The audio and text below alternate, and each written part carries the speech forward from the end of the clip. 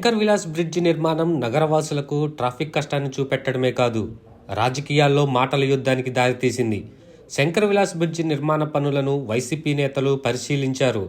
పనులు నిలిచిపోవడానికి కేంద్ర మంత్రి పెమ్మసానే కారణమంటూ ఆరోపించారు.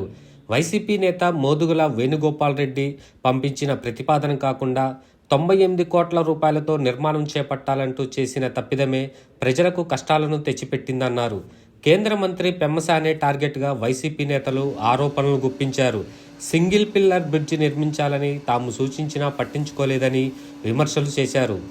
గుంటూరు తూర్పు పశ్చిమ నియోజకవర్గాల మధ్య ఉన్న బంధాన్ని కూటమి త్రిమూర్తులు తెంపేశారంటూ మోదుగుల చేసిన వ్యాఖ్యలు కలకలం రేపాయి.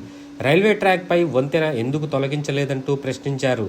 ఇదే విధంగా పనులు చేస్తే ఎప్పటికి పూర్తవుతుందో దేవుడికే తెలియదంటూ చెప్పుకొచ్చారు. ఇదిలా ఉంటే వైసీపీ నేతలు శంకర్ విలాస్ బ్రిడ్జి నిర్మాణ పనులను పరిశీలన నగర రాజకీయాల్లో కలకలం రేపింది. గత ఏడాదిన్నరగా కేంద్ర మంత్రి గుంటూరు అభివృద్ధిని తన భుజస్కంధాలపైనే మోస్తున్నారు. అందరూ ఆయన చేపట్టిన కార్యక్రమాలు, తీసుకువస్తున్న నిధుల విషయంలో మెచ్చుకుంటున్నారు. ఈ క్రమంలోనే ఆయన్ను టార్గెట్ చేసేందుకు వైసీపీ నేతలు పదే పదే ప్రయత్నాలు చేస్తున్నారు. ఈ క్రమంలోనే హైకోర్టు నియమించిన అడ్వకేట్ కమిషన్ పనులు పరిశీలించి వెళ్లిన తరువాత శంకర్ విలాస్ నిర్మాణం మరింత వివాదాస్పదంగా మారింది. దీంతో వైసీపీ నేతలు కూడా పెమ్మసానిని టార్గెట్ చేయడానికి శంకర్ విలాస్ బ్రిడ్జినే ఎన్నుకున్నారు. గుంటూరుకు పట్టిన శని పెమ్మసాని అంటూ అంబటి రాంబాబు గట్టిగానే తన వాగ్దాటిని ప్రదర్శించారు. పనులు నిలిచిపోయా అంటూ చేసిన వ్యాఖ్యలను టీడీపీ నేతలు తప్పుపడుతున్నారు. గుంటూరు మేయర్ నాని వైసీపీ నేతల వ్యాఖ్యలను తిప్పికొట్టారు. పనులు జరుగుతున్న వైసీపీ నేతలు తప్పుడు ప్రచారం చేస్తున్నారని ప్రత్యారోపణ చేశారు. సంక్రాంతి వరకు జీజీహెచ్ వైపు, ఆ తర్వాత శంకర్ విలాస్ వైపు పనులు కొనసాగుతున్నాయన్నారు. అనుకున్న సమయానికే బ్రిడ్జి పూర్తి చేసేందుకు సిద్ధంగా ఉన్నామన్నారు.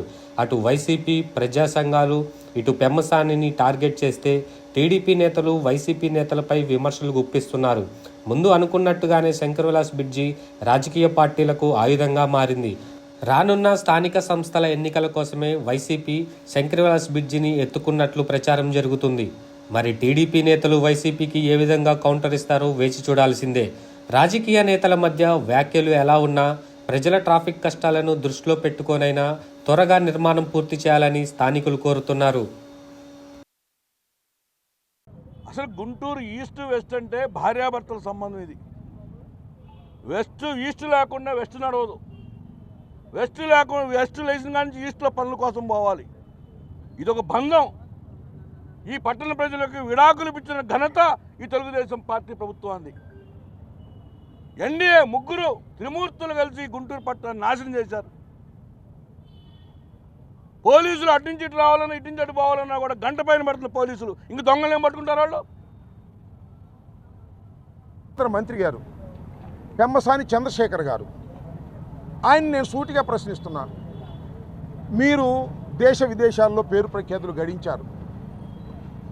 అమెరికా లాంటి, డాలస్ లాంటి పట్టణాలను మీరు చూశారు, ఉన్నారు. నేను ఈ బ్రిడ్జి బదులు ఏ బ్రిడ్జి వేయాలి? నువ్వు తప్పు చేస్తున్నావు, శనిలాగా పట్టుకున్నావు ఇవాళ ఈ గుంటూరు విషయంలో. ఇవాళ ఇంత అన్యాయంగా అక్రమంగా జరుగుతూ ఉంటే బ్రిడ్జి ఆగిపోతే పూర్తి చేసేస్తాను. ఎట్ట పూర్తి చేస్తాను? పెమ్మసాని గారు సమాధానం చెప్పాలి అని అడుగుతా ఉన్నా. అహంతో చేసినటువంటి పని ఇది. అధికారం ఉంది, డబ్బు ఉంది, కేంద్ర మంత్రిని అని అహం. అనుభవం లేదు, ఎక్స్పీరియన్స్ లేదు, అహం మాత్రమే ఉంది. విజన్ అంతకంటే లేదు. చంద్రబాబు నాయుడు గారు విజన్ అంటారు కదా, విజన్తో పెట్టే బ్రిడ్జి ఇది నాకు అర్థం కాలేదు. సర్వనాశనం చేసే కార్యక్రమానికి ఇవాళ పెమ్మసాని అనేటటువంటి ఒక కేంద్ర మంత్రి, పార్లమెంటు సభ్యులు వారు దీన్ని సర్వనాశనం చేసే పరిస్థితికి వచ్చారు. ఆయన ఇంటెన్షన్ అయితే కదా నాకు తెలియదు. తెలివి తక్కువతనం అన్నం. అహం, డబ్బు ఉంది, అధికారం ఉంది, అర్ధంతరంగా కేంద్రంలో మంత్రి అయ్యాననేటువంటి అహంతో చేసినటువంటి ఒక తప్పుడు పని ఇది. పోనీ అదేనా సక్రమంగా సార్? శంకర్ విలాస్ బ్రిడ్జి ఒకటి చెప్తున్నాను సార్, మీకు ఇంతకు ముందు కూడా చెప్పాను. రకరకాలుగా దానికి తీసుకెళ్తున్నారు. మేము వితిన్ టైంలో, గౌరవ కేంద్ర మంత్రి గారు మీ అందరికీ మాట ఇచ్చారు, వితిన్ ద షెడ్యూల్ టైంలో దాన్ని కంప్లీట్ చేసి మేము అప్పు చెప్తాం. ఈ మీడియా ద్వారా తెలియజేస్తాం. ఎక్కడ ఆగింది చెప్పండి నాకు. చేశారు కదా, చూసుకోండి జరుగుతుందో లేదో చూడండి.